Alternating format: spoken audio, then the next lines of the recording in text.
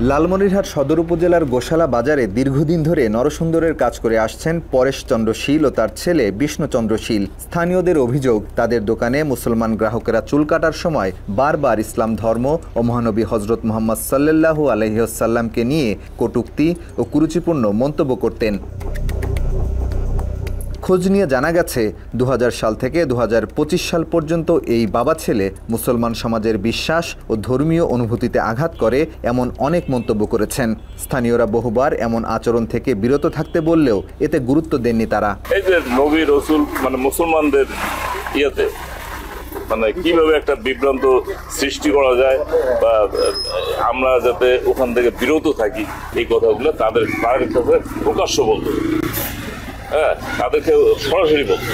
এগুলো জিনিস একটা ওয়াজ মাহফিল নিয়ে একটা কথা হয়েছিল, আমাদের এখানে হাফেজ দেওয়া হবে ওয়াজ মাহফিল। তারপর দেখলাম তো দাদা দুনিয়ার টাকা উঠাইল, এগুলা শুধু এই যে টাকার ধান্দা। হ্যাঁ, এই মুসলমানরা আর কোনো কাম নাই, দুনিয়ার টাকার ধান্দা। যে 7-8 বছরের এক মেয়েকে বিয়ে করছে, ই করছে, উনি একটা বাজে একটা লোক, তারপর 8-9টা বিয়ে করছে, ঘটনা বুঝছেন। কিন্তু হ্যাঁ, উনি এইভাবে কথাবার্তা বলছে। সবশেষ ২০ জুন শুক্রবার ওই দোকানে চুল কাটতে গেলে ১৯ বছর বয়সী নাজমুল ইসলামের সাথে আলাপকালে ইসলাম ধর্ম ও নবীকে নিয়ে আপত্তিকর মন্তব্য করেন পরেশ চন্দ্র শীল। এ সময় মহানবীর বিয়ে এবং কাবাঘর সম্পর্কেও কুরুচিপূর্ণ এবং বিভ্রান্তিকর কথাও বলেন পরেশ। চুল কাটার মাঝপথে উনি আমাকে জিজ্ঞাসা করলেন, তোমাদের যে নবী তার নাম কি? আমি বললাম হযরত মুহাম্মদ সাল্লাল্লাহু আলাইহি ওয়াসাল্লাম। তারপরে উনি আমাকে জিজ্ঞাসা করলেন যে তার স্ত্রী ছিলেন কয়টা? আমি বললাম 11টা। তার পরবর্তী বললেন যে সবার যে ছোট ছিল জয়নাব না জানি কি জানি নাম, তার নাম জয়নাব না, তার নাম হলো হযরত আয়েশা রাদিয়াল্লাহু তাআলা আনহা। এখন বললো আচ্ছা বলো তো যে তার যে নবীজির যে বয়স, হ্যাঁ, সে কিভাবে পারলো যে তার মেয়ের বয়সী একটা বাচ্চা মেয়েকে বিয়ে করে এই যৌন নির্যাতনটা কিভাবে করলো? আমি সঙ্গে সঙ্গে মাথা ঠিক রাখতে পারলাম না। এখন চুল কাটার মধ্যবর্তী অবস্থায় আমি চুপ করে থাকলাম। ওনাকে বললাম আপনি আর একটা শব্দ বলবেন না, চুপ করে থাকেন। এখন চুল কাটছে, এখন শয়তানের ওরে শুধু লারে আমাকে বারবার ঘুতাইতেছে আর বলতেছে আচ্ছা বলো তো এই অকামটা কেমনে করলো, আমাকে এভাবে বারবার আমাকে ফুসকানি তুলে দিচ্ছে। তো মধ্যবর্তী শেষ পর্যায়ে চুল কাটা আমি ওই অবস্থায় দাঁড়িয়ে গেলাম। দাঁড়ানোর পূর্বে উনি আরেকটা কথা বলছে যে তোমার দাড়ি রাখার কোনো প্রয়োজন নাই, শেষ বয়সে তুমি দাড়ি রাখবে, এই যুবক বয়সে দাড়ি রাখার প্রয়োজনটা কি? এই ধরনের কথাবার্তা করে আমাকে বিভ্রান্ত করার চেষ্টা করছে। তারপর আমি পরবর্তী সঙ্গে সঙ্গে ওখান থেকে উঠে ওনাকে টাকাটা বুঝিয়ে দিয়ে বললাম যে আমি আপনার আজকে একটা ব্যবস্থা করবো, আপনি আমাদের ধর্ম নিয়ে অবমাননা করেন, আমাদের নবীজিকে নিয়ে গালিগালাজ করেন, আমি আজকে আপনার একটা ব্যবস্থা করবো। এই কথা বলে আমি দোকান থেকে বেরিয়ে আসি। এই ঘটনা দ্রুত বাজারে ছড়িয়ে পড়লে উত্তেজিত জনতা তার দোকানে গিয়ে ঘটনার কারণ জানতে চান, তবে কোনো সন্তোষজনক উত্তর না দিয়ে ক্ষমা চাইতে থাকেন তারা। পরে উপস্থিত জনতা পরেশ ও বিষ্ণুকে পুলিশের হাতে তুলে দেন। জিজ্ঞাসা করার পরে ওনারা আমতা করে বলে আমাদের এইভাবে বলিনি, হ্যাঁ ঠিক আছে, আমাদের ভুল হয়ে গেছে, আমাদের ক্ষমা করেন, আমাদের মাফ করে দেন। তারপরে থানায় খবর দেওয়া হয়েছে। থানায় খবর দেওয়ার পরে থানা তদন্ত অফিসার এসে তাদেরকে থানায় নিয়ে যায়। ও নিজে স্বীকারোক্তি দিছে ওই জায়গায়, ওই যখন ওরা আসছে মসজিদ থেকে ও নিজে স্বীকারোক্তি দিচ্ছে। হ্যাঁ উনি বলছে, উনি নিজে স্বীকারোক্তি দিচ্ছে। আমি বলছিলাম বলে না এরকম আলোচনা না করাই ভালো। কি আলোচনা করে? এই মনে করেন ওনাদের ধর্মের কথা, আমাদের ধর্মের কথা, তোমাকে এগুলো না করে, সবাই তো বোঝে না, এগুলো না করাই ভালো। এরই মধ্যে আজিজুর রহমান নামের এক ব্যক্তি বাদী হয়ে লালমনিরহাট সদর থানায় ধর্ম অবমাননার মামলা দায়ের করেছেন। তিনি বাংলাদেশনকে বলেন মামলার পর থেকে তাকে এবং সাক্ষীদের বিভিন্ন নম্বর থেকে ফোন করে হুমকি দেওয়া হচ্ছে। ইসলামী জঙ্গি বলে হত্যার হুমকিও পেয়েছেন তারা। প্রতিনিয়ত আমাদেরকে ফোন করা হচ্ছে এবং বিভিন্ন ধরনের হুমকি দেওয়া হচ্ছে। দেশীয় নাম্বার দেখতেছি না, এগুলো বাহিরের নাম্বার দেখতেছি। হয়তো বাহিরের থেকে আমাদেরকে বিভিন্নভাবে হুমকি দেওয়া হচ্ছে যে আমরা কেন আমি বাদী হইলাম বা আমাদের সঙ্গে কেন এই সাক্ষ্যদাতারা আমাদেরকে সাক্ষী দিতেছেন। বাদী এবং 6 জন যে সাক্ষী আছে যাদের নাম্বার এজাহারের মধ্যে উল্লেখ করা হয়েছে, যেহেতু এজাহার ছড়িয়ে পড়েছে, এই নাম্বারগুলোতে দেশ বিদেশ বিভিন্ন জায়গা থেকে ভিন্ন বাংলাদেশি নাম্বার না, এ ধরনের নাম্বার থেকে ফোন কল আসছে এবং সেগুলো রিসিভ করলে কথা বলার কোনো সুযোগ নেই, প্রচণ্ড গালিগালাজ এবং হুমকি ধামকি, মেরে ফেলবে একদিনের মধ্যে। সেই আমাদের 6 জনকে প্রত্যেককে ফোন দেন এবং বিভিন্নভাবে আমাদের নবী, আমাদের ধর্ম, আমাদের কোরআন এবং আমাদের আম্মাজান আয়েশা রাদিয়াল্লাহু তাআলা আনহাকে নিয়ে অনেক কটাক্ষ করেন এবং আমাকে সহ আমার পরিবার সবাইকে নিয়ে খুব বাজে খারাপ মন্তব্য করেন। সেই সাথে আমাকে তারা হুমকি দেন 24 ঘন্টার মধ্যে উঠাই নিয়ে যাবেন। তার যে ছিল হোয়াটসঅ্যাপ নাম্বার ছিল বা ট্রু কলারে আমরা যেটা পাইছি এই ছেলের ছবি হলো এটা। এই ছেলেটা আমাকে এত বেশি বাজে কথা বলছে যেটা আমার জবান দ্বারা বলা এখানে ক্যামেরার সামনে বলা সম্ভব হচ্ছে না। নাম্বারটা মনে হচ্ছে এটা ভারতের পশ্চিমবঙ্গের নাম্বার। মামলা নিয়ে হুমকি থেকে বাদ যাননি লালমনিরহাট সদর থানার ওসি নুরুন নবীও। দেশি বিদেশি ফোন নম্বর এমনকি হোয়াটসঅ্যাপেও পেয়েছেন হুমকির বার্তা। অকথ্য ভাষায় করা হচ্ছে গালাগাল, ইসলামের নামে ভণ্ডামি না করতেও দেয়া হচ্ছে সতর্কতা।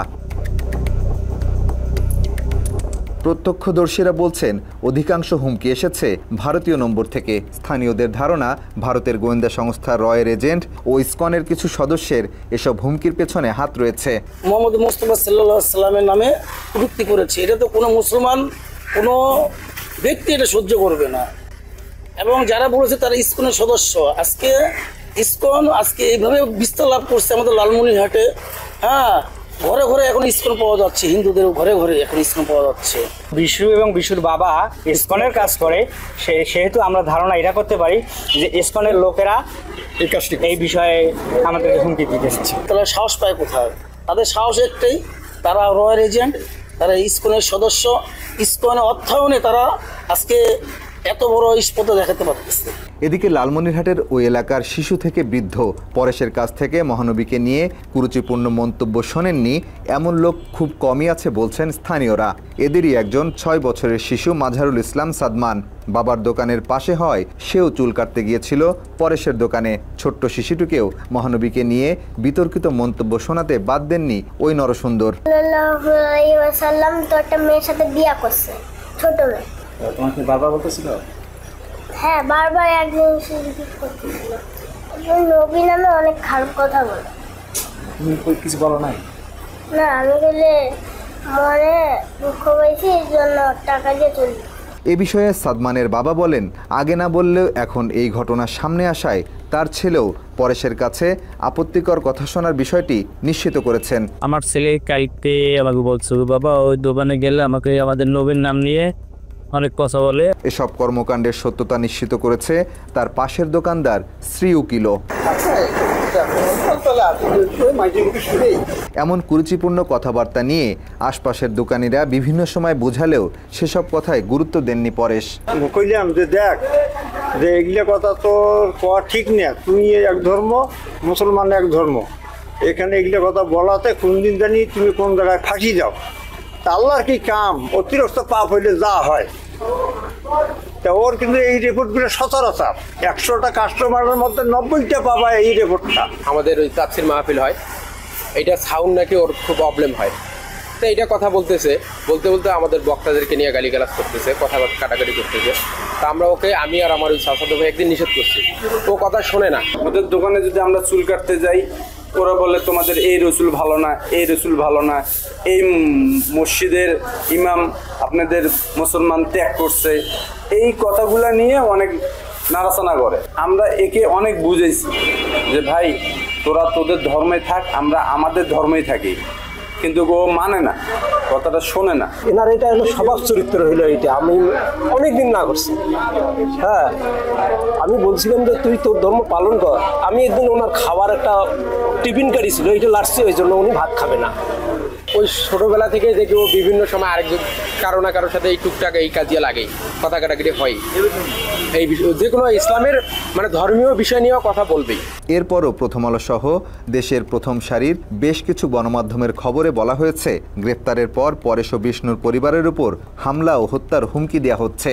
তবে বাংলাদেশের কাছে এসব অভিযোগ অস্বীকার করেছেন পরেশের স্ত্রী গীতা রানী শীল। কেউ কি কোনো আপনাদের ফোনে ফোন করে কোনো কথা বলে, মানে খারাপ আচরণ বা গালিগালাজ বা হুমকি? না না না না, গাড়ি খেলা চালানো দেয় নাই বলে কোনো করে নাই না। এছাড়া একটি ভিডিও বার্তায় পরেশের পুত্রবধূ দাবি করেন 10 টাকা নিয়ে ঝগড়ার জেরেই এই নাটক সাজানো হয়েছে।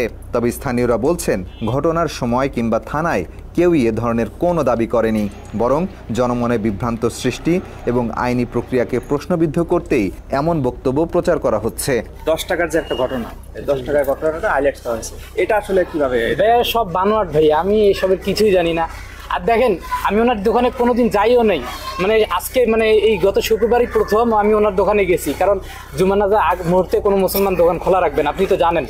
কিন্তু ওই সময় আমি দোকান না পেয়ে এখন চুলো কাটা খুব প্রয়োজন, আমি ওনার ওই দোকানে গেছি। যে আমি চিনি না জানি না এই ধরনের অকট্য কথাবার্তা আমি তাকে কেন বলবো? স্থানীয় সচেতন নাগরিকরা বলছেন, রাষ্ট্রীয় আইনে পরিষ্কারভাবে বলা আছে মহানবী ইসলাম ধর্ম নিয়ে অবমাননাকর মন্তব্য শাস্তিযোগ্য অপরাধ। তাই যারা এই আইন লঙ্ঘন করেছে তাদের দৃষ্টান্তমূলক শাস্তি নিশ্চিত করতে হবে। এই যে বিষয়টা নবী মুহাম্মদ সাল্লাল্লাহু আলাইহি ওয়াসাল্লাম বা আমাদের নবীজিকে নিয়ে কোনোভাবে কোনো কটূক্তি করা যাবে না, যেটা আমাদের রাষ্ট্রীয় নিয়ম রয়েছে, আইন রয়েছে।